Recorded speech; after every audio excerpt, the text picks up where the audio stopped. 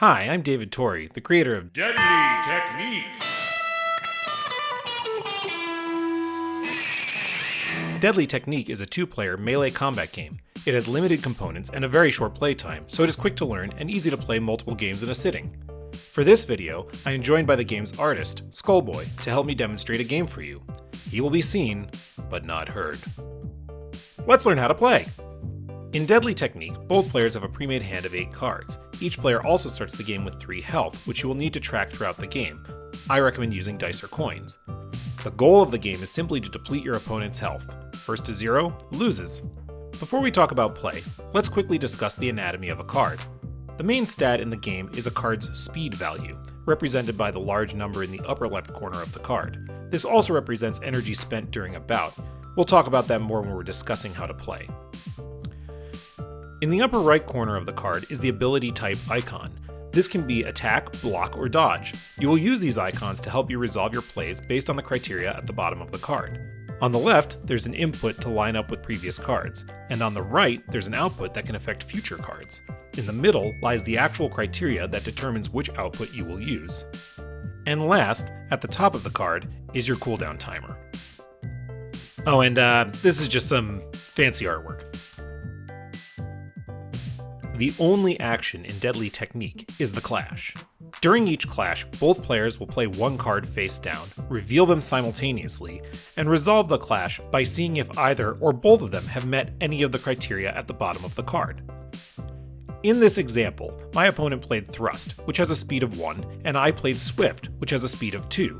The lower the speed value of the card, the faster it is, and typically the faster card will win in a clash. You can always double check this by reviewing the criteria at the bottom of the card. Thrust's criteria states that if its speed is lower than any card type, it hits for 1 point of damage. I, therefore, take 1 point of damage, and we move on to the next clash. Now I want to take a quick break away from the game here to talk a little bit about the other primary structural component of the game, which is the bout. Now, if the clash is more like an action or a turn, the bout is more like a round in that it consists of multiple clashes. You may remember during the Anatomy of a Card segment I talked about how your speed stat is the same thing as your energy spent stat, and this is where that comes into play, because during a bout, each player is only allowed to play a total of 5 energy. If you take a look at the Swift card, it has a speed of 2, but that means it also has an energy cost of 2 of your total 5. If Swift is successful, it grants a -1 modifier to the next attack or block type card, and this specifically affects both the speed and energy cost of the next card. So a slower, more expensive card, like Punish, can become faster and cheaper. One small additional note is that while your speed can be modified into the negatives, your energy spent can never drop below 0, so you can't earn energy back. We select our next cards and reveal them. This time I play Block and my opponent plays Swift. First we align our new card's inputs with the previous card's correct outputs. This makes it easier to track how much energy we have spent during the bout. Since neither of us have gained a chain modifier for these new abilities, these cards play at their base speed, which is 2 for both cards. Block's criteria states that if Block is played against an attack-type card at the same speed, it is a perfect block, which will grant a -2 speed modifier to the next attack-type card that I play. In the next clash, I choose to follow Block with Punish, which normally has a speed of 3, but has been modified by my successful Block with a -2, giving it a speed and energy cost of 1. However, my opponent has played Dodge, which, unmodified, also has a speed of 1 and has criteria that states if it is less than or equal to the speed of any type of card, it is successful. So Punish is, unfortunately for me, dodged. At this point, I have spent a total of 5 energy. My opponent has only spent 4, but doesn't have a cheap enough card to force another clash. Even if my opponent had a playable card, it doesn't have to be played and can be saved for a later bout. Since we can no longer play cards in this bout, we move on to the cooldown phase. Since this is the first bout, we will simply pull the played cards into our cooldown area closer to us and move on to the next phase. We will discuss cooldown at the end of the next bout. The second bout begins with both of us starting at 0 energy spent. I play Block while my opponent plays Cleave. As previously stated, in most cases the faster card will win the clash. However, Cleave has the keyword unblockable, meaning that as long as it is faster or slower than a block type card, it still counts as a successful hit. Note that if block matched the speed of cleave, it would still count as a perfect block and cleave would fail.